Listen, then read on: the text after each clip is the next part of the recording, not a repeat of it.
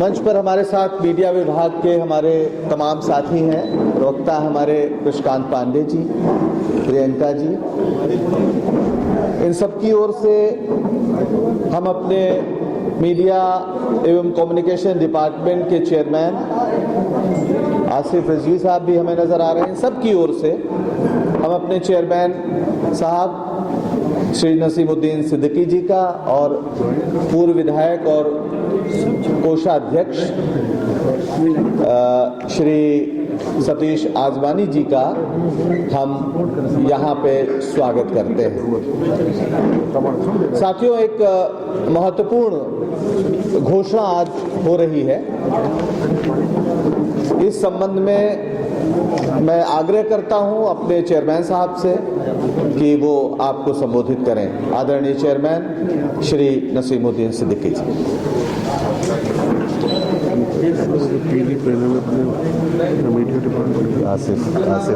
आसिफ रिजवी। सम्मानित press media के साथियों, मैं पुनः तहे दिल से स्वागत करता हूँ।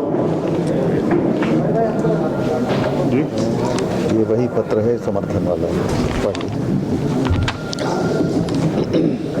हमारे बीच में यूपी कांग्रेस कमेटी के कोषाध्यक्ष पूर्व विधायक मेरे बड़े भाई माननीय सतीश आजवानी जी, हमारे मीडिया एवं कम्युनिकेशन डिपार्टमेंट के वाइस चेयरमैन जनाब डॉक्टर पंकज श्रीवास्तव जी, हमारे बीच में राष्ट्रीय अल्पसंख्यक आरक्षण मोर्चा के अध्यक्ष जी हैं जनाब मोहम्मद परवेज सिद्दीकी साहब, ये बैठे हुए हैं। युवा से कोई खड़े होने की जरूरत नहीं है, नौजवान हैं। हमारे बीच में जनाब मोहसिन खान साहब हैं, युवा अध्यक्ष हैं यही अल्पसंख्यक आरक्षण मोर्चा के। डॉक्टर इसहाक अली साहब हैं, खुर्शीद साहब हैं, शकील अंसारी जी हैं, बहुत अलीगढ़ यूनिवर्सिटी के हमारे साथियों ने सभी बना रहे हैं। इसके साथ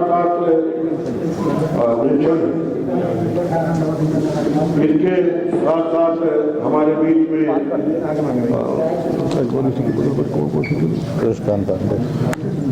हमारे मीडिया डिपार्टमेंट के माननीय कृष्णकांत पांडे जी, हमारी बहन मीडिया डिपार्टमेंट की प्रवक्ता प्रियंका गुप्ता जी, हमारे बीच में माननीय रिजवी साहब से कहा चले गए मीडिया डिपार्टमेंट के सभी साथियों, जिम्मेदार साथियों, आप देख रहे हैं और देखते के साथ साथ मैं आपसे अपेक्षा करता हूं, कांग्रेस पार्टी अपेक्षा करती है कि देखने के साथ साथ आप दिखाएं भी और जो सही सच्ची खबरें हैं उनको लिखें भी। हर जगह खुलेआम भारतीय जनता पार्टी के पदाधिकारियों के द्वारा, विधायकों के द्वारा, सांसदों के द्वारा, प्रदेश और केंद्र के मंत्रियों के द्वारा आचार संहिता की धज्जियां उड़ाई जा रही हैं और उसके बाद भी उनको पूरा सहयोग, क्योंकि प्रशासन उन्हीं के दबाव में है और मैं नहीं समझ पा रहा हूं कि आयोग भी उनके दबाव में है क्या, ये सवालिया निशान है। खुलेआम अधिकारियों के सामने हो रहा है, जब जिम्मेदार अधिकारी हैं। अरे भाई, अब तो आयोग के हाथ में है ना, अधिकारी भी तो आयोग के अंडर में चले गए, लेकिन उनका रिमोट कंट्रोल कहां है ये हम भी समझ रहे हैं। जगह जगह पे अभी अमित शाह जी ने परसों कैराना में डोर टू डोर प्रचार किया। आप देखें कि हजारों लोग उनके साथ चल रहे हैं, कोई आचार संहिता का उल्लंघन नहीं। 5 आदमी से ज्यादा नहीं चलने हैं। इसके अलावा जहां एक तरफ आप ये देख रहे हैं कि कल दिल्ली में जहां अमर ज्योति जल रही थी 1971 से, उसको हटा करके वहां सुभाष चंद्र बोस जी की मूर्ति की स्थापना की जा रही है। हमें मूर्ति की स्थापना का ऐतराज नहीं है, क्योंकि हम सुभाष चंद्र बोस के अनुयायी हैं। सुभाष चंद्र बोस जी ने हमारे देश के ऊपर एक उपकार किया है, हमारे ऊपर उपकार किया है, और उस उपकार को कांग्रेस तो कभी भूलेगी नहीं, हमारे देश और प्रदेश का जन जन कभी नहीं भूलेगा। यहां मेरे कहने का तात्पर्य दूसरा है। कल मैं बहराइच में था। कल हमारे वीर, हमारे स्वर्गीय सुभाष चंद्र बोस की जयंती थी। हमारी कांग्रेस पार्टी ने एक कार्यक्रम बंद जगह पर, एक हाल में, इसी तरीके के हाल में उनको माल अर्पण करने का कार्यक्रम किया था, श्रद्धा सुमन अर्पित करने का, श्रद्धांजलि अर्पित करने का एक कार्यक्रम किया था सुभाष चंद्र बोस जी की जयंती में, एक फोटो रख करके और कुछ नहीं। बहराइच शहर में उस हाल की कैपेसिटी 500 थी और उसमें कुर्सियां पड़ी हुई थी 105, और 105 में 10-15 कुर्सियां खाली थी। कार्यक्रम शुरू नहीं हुआ, मैं पहुंचा वहां पर, कार्यक्रम शुरू नहीं हुआ और पूरा पुलिस अमला पहुंच गया और जाकर के उन्होंने कब्जे में ले लिया। उन्होंने कहा नहीं साहब, आपने परमिशन नहीं ली है, चुनाव आचार संहिता का उल्लंघन हो रहा है। क्या महापुरुषों को माल अर्पण करने में भी चुनाव आचार संहिता का उल्लंघन हो रहा है? और अगर उल्लंघन हो रहा है तो फिर दिल्ली में जो आप कर रहे हो उसमें क्या हो रहा है? यानी आप शासन सत्ता पे हो तो आपके लिए कोई कायदा कानून नहीं। हम कांग्रेस पार्टी में तो सारे कायदा कानून हमारे लिए हैं। और इसके बाद ये हुआ, अब मैं नहीं जानता हूं कि क्या हुआ आगे चल के। हमारे खिलाफ एक तहरीर लिख करके दे दी पुलिस ने, देहात कोतवाली बहराइच में लिखी गई FIR की नहीं लिखी गई हम नहीं जानते। कार्यक्रम हुआ नहीं, एक भी माला डाल नहीं पाए। कैपेसिटी 500 की है, वहां है 90 लोग, सारे के सारे लोग बैरंग चले आए। पूरी वीडियोग्राफी फोटोग्राफी है, कार्यक्रम हुआ नहीं, उसके खिलाफ ही कार्रवाई होगी। और दिल्ली में इतनी बड़ी कार्रवाई की जा रही है, की गई। अब करें क्या भाई? सैया भाई कोतवाल तो फिर डर काहे का?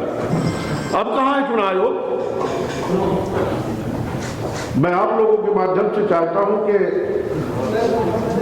इसको उजागर करें। मीडिया हमेशा निष्पक्ष रहा है और आज भी निष्पक्ष है। खास तौर पे मीडिया डिपार्टमेंट, मीडिया को जब जब हमने आमंत्रित किया है हमें हमेशा सहयोग मिला है और हमने कोई भी बात मीडिया में किसी के विरुद्ध नेगेटिव नहीं कही है। एक जो संविधान के तहत एक मर्यादा के अंतर्गत ही हमने आज हमेशा बात कही है और आज भी हम मर्यादा के अंतर्गत बात कह रहे हैं। आपने हमेशा सहयोग किया है, हमारी आज आपसे विनती है आप सहयोग करें। आज का जो मुख्य कार्यक्रम है वो ये है कि एक बहुत ही मजबूत, बहुत ही बड़ा संगठन है जिसका नाम है राष्ट्रीय अल्पसंख्यक आरक्षण मोर्चा। आज राष्ट्रीय अल्पसंख्यक आरक्षण मोर्चा के माननीय राष्ट्रीय अध्यक्ष जी बैठे हुए हैं आपके सामने, मोहम्मद परवेज सिद्दीकी, जनाब मोहम्मद परवेज सिद्दीकी साहब।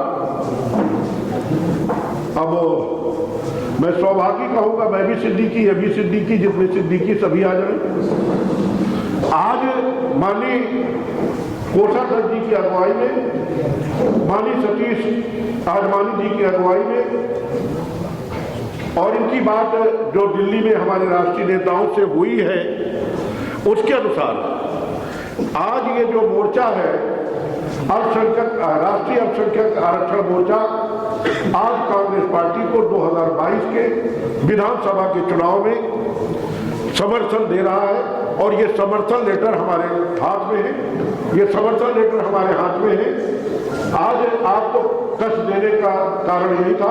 हम उम्मीद करते हैं कि ये जो बूंद बूंद इकट्ठा होकर के जो एक सागर बन रहा है, हम लोग 2022 में जो चुनाव होना है अभी बल्कि चल रहा है, इसमें कांग्रेस पार्टी प्रियंका गांधी वाड्रा जी के नेतृत्व में चुनाव लड़ करके राहुल गांधी जी के निर्देश पर, श्रीमती सोनिया गांधी जी के निर्देश पर कांग्रेस पार्टी चौंकाने वाला रिजल्ट देगी। मैं चाहूंगा कि राष्ट्रीय अल्पसंख्यक आरक्षण मोर्चा के अध्यक्ष माननीय मोहम्मद परवेज सिद्दीकी जी अपनी बात आप लोगों के बीच में रखें। माननीय परवेज सिद्दीकी साहब।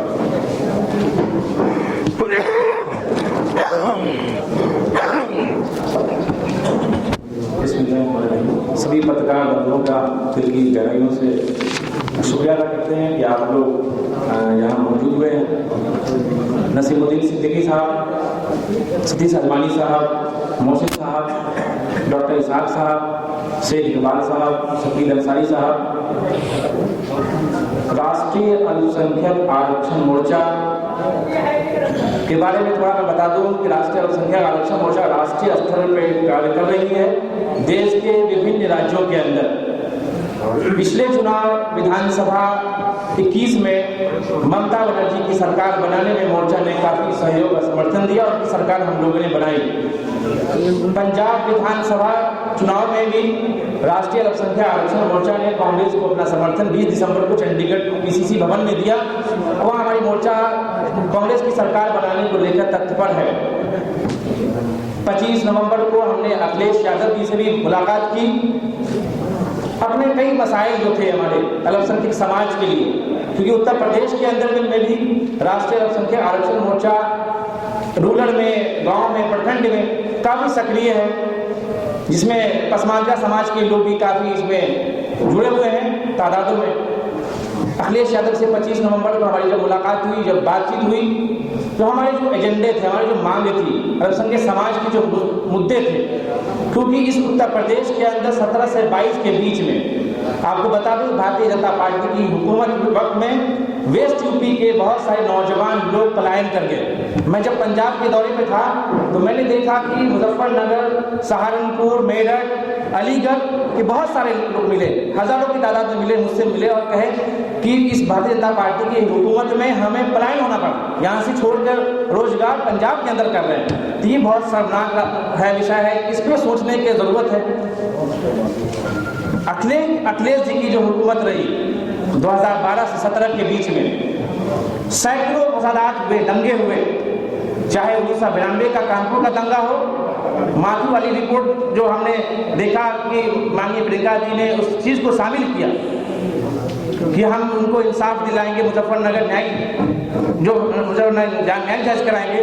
उन सभी मुद्दे को हमने सोचा कि माननीय प्रियंका जी, हमारी बात धीरज गुर्जर जी से भी हुई, प्रियंका जी से भी हमारी बातचीत हुई। इसके बाद हमने ये विचार विमर्श किया कि अभी एक ही जो एनआरसी सीए के वक्त में भी और सभी मुद्दे को लेकर ये जो भी कांग्रेस को आप देख रहे हैं, ये कांग्रेस महात्मा गांधी वाली कांग्रेस है, नई ऊर्जा है, नई शक्ति है, नए युवा जुड़ रहे हैं, मजबूती से काम कर रहे हैं, क्योंकि हमारी जो नेतृत्व जो कर रही है माननीय प्रियंका गांधी कर रही है।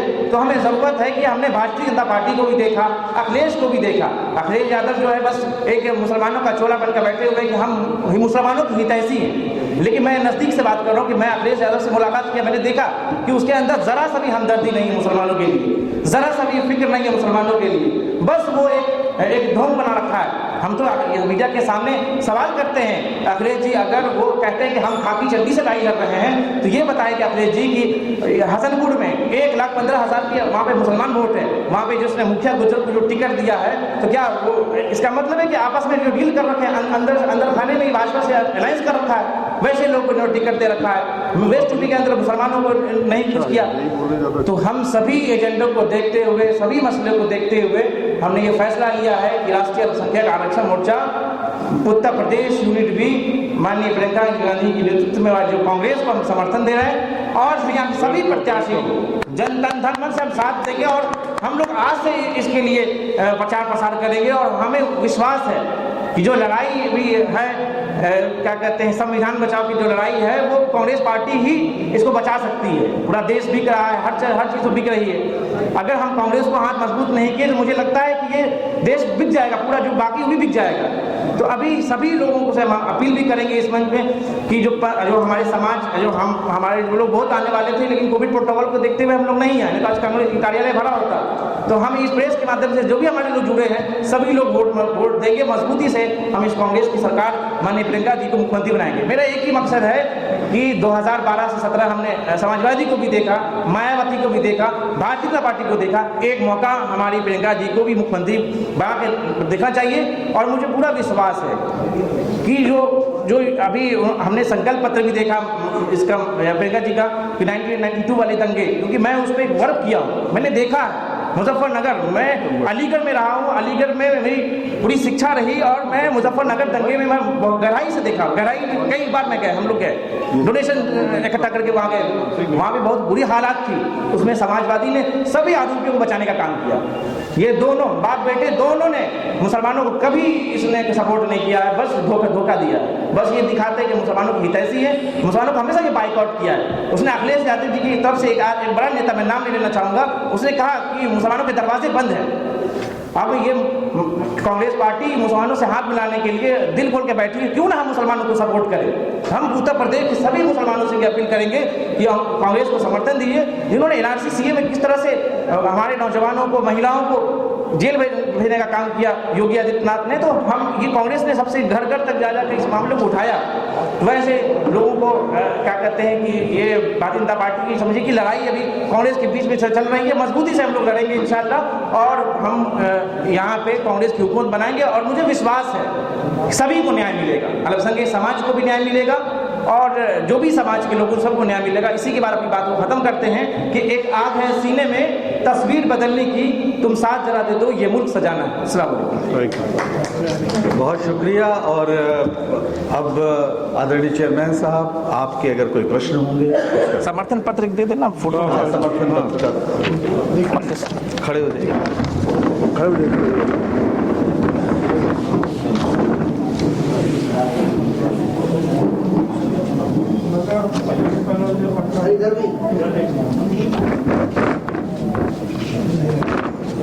हाथ उठा लो, ठीक, हाथ उठा लो, हो गया, ठीक, हाथ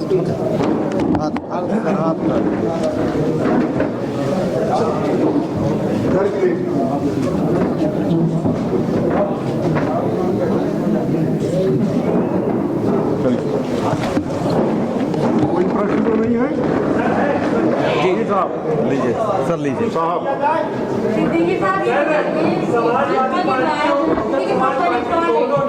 एक मिनट सवाल, एक मिनट कि ओपिनियन पोल जो दिखाए जा रहे हैं टीवी पर उनको बंद किया जाए, उनको न दिखाया जाए, कांग्रेस से क्या है? देखिए, ओपिनियन पोल की जो दिखाए जा रहे हैं उससे हम अपना इत्तेफाक नहीं रखते हैं। तो आपसे शिकायत कर दी हमने, कभी इत्तेफाक नहीं रखते उस पर।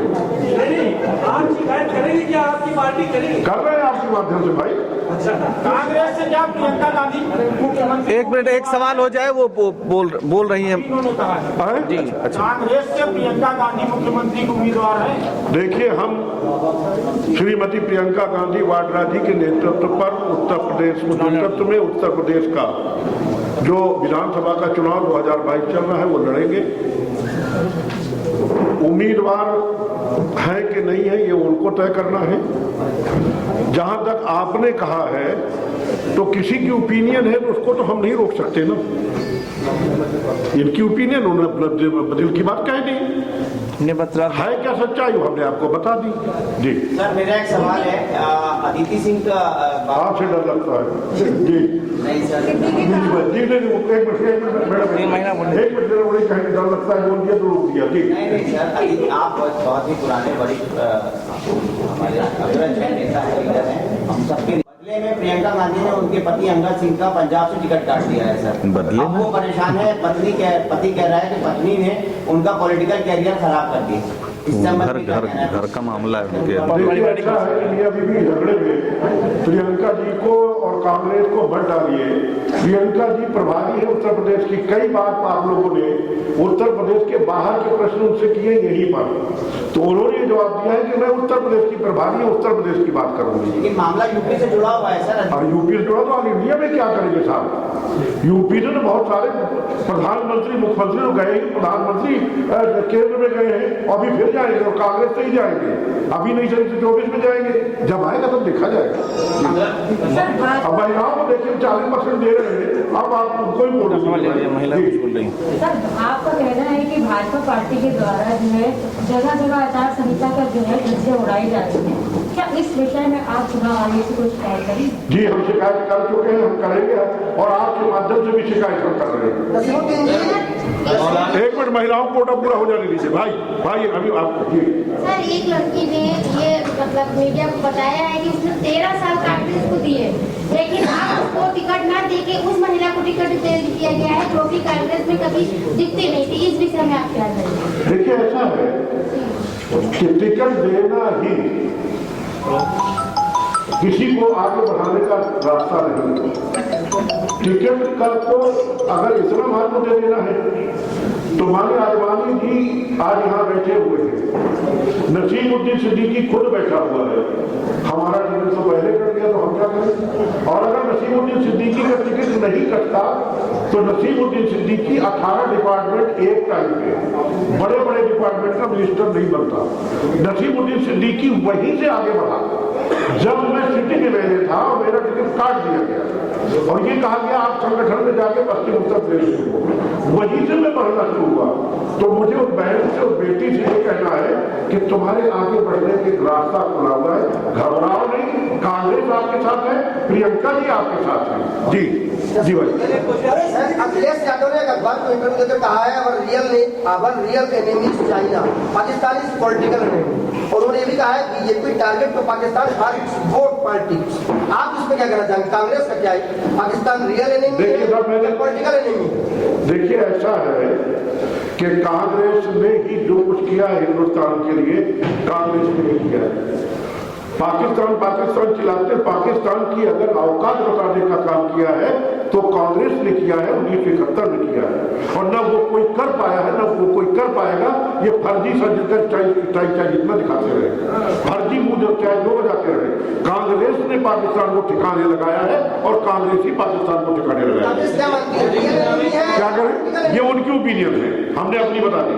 देखिए साहब, एक सवाल है। एक मौलाना तौसीफ ने जब से कांग्रेस को हिमायत दिया है उसके बाद से मुसलसल उन पे इल्जाम है कि उन्होंने हेट स्पीच दिया, लेकिन उनकी स्पीच बहुत पहले की। क्या लगता है कांग्रेस के हिमायत के बाद इस तरीके से कांग्रेस को साधने की एक कोशिश है?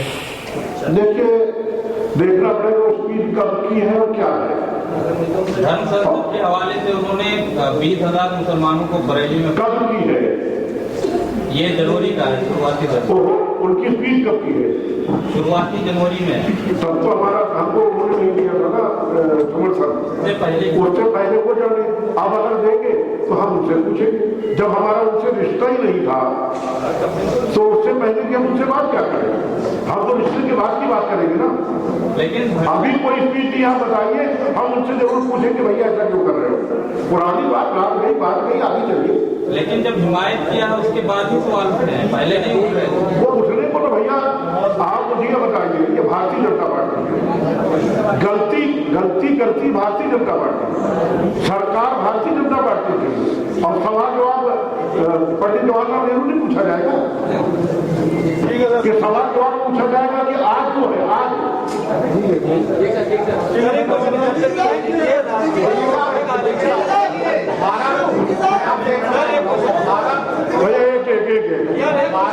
मैं भागने नहीं वाला हूँ। एक जी आइए बोलिए ना। क्या धारा 341 में मुस्लिम जो दलित है उनको आरक्षण नहीं मिला, जबकि बौद्ध और सिख और हिंदुत्व का मिल रहा है कन्वर्ट करके। इस पर पार्टी का क्या विचार है? क्या वो धारा 341 में जो अभी फिलहाल हमने जो घोषणा पत्र जारी की है उस पर हम लागू है, उस पर हम मजबूती के साथ है। आपका सुझाव आया, इस पर भी विचार करेंगे। आरक्षण मोर्चा की ऐसे बहुत से मुद्दे हैं जो अखिलेश यादव जी ने नहीं माने और कांग्रेस उन्होंने बता तो दिया, लीजिए फिर सुन लीजिए। मुद्दे नहीं बताए उन्होंने, आप फिर सुन लीजिए, बताइए। मुद्दे वो मानते थे जो अखिलेश यादव जी ने नहीं माने और आप देखिए कोई मिल जाएगा, ये हमने दिया है समझे ना। तो इसमें आरक्षण का भी है, मस्जिद मौलाना की तनख्वाह को लेकर भी है, वक्फ बोर्ड से तय कराने का, वक्फ की संपत्ति पे स्कूल कॉलेज बनाने को लेकर है, धारा 347 को लेकर प्रतिबंध पे हटाने की मांग भी है।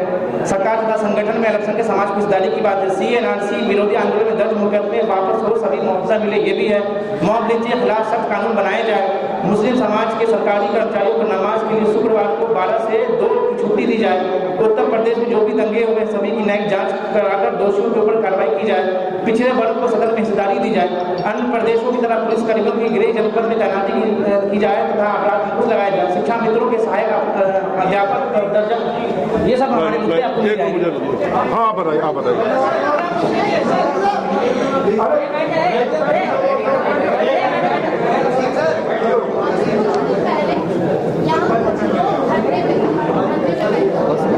उनका कहना ये था कि अदर पार्टियों को टिकट दिया जा रहा है, जबकि हम यहाँ कार्यकर्ता है तो टिकट नहीं मिल रहा है।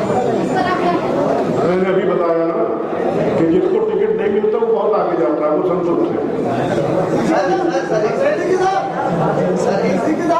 सभी सरकारी अस्पतालों विभागों में सभी सरकारी मुख्यमंत्री और प्रधानमंत्री को लगी है। इसको हटाने को कांग्रेस पार्टी चुनाव आयोग से शिकायत करेगी। जी साहब की है और करेंगे। और होता भी क्या है कि उसी वजह छोड़िए जो इन्होंने खाद्यान्न वितरण किए, खाद्यान्न तो शुरू से राशन कार्ड के माध्यम से दिया जाता रहा है।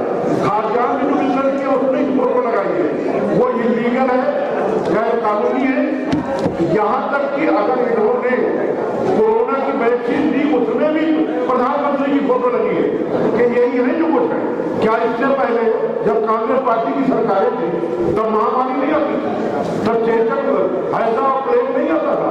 आज भी लोगों का अगर उठा के देखे पुराने लोगों के बाजुओं में तो वैक्सीन की यानी वो नस्तर की चवन्नी बनी होगी, उसमें हमने कभी नहीं सोनिया जी इंदिरा जी की, जवाहरलाल नेहरू जी की या दूसरे अपने प्रधानमंत्री की फोटो कभी हमने लगाई।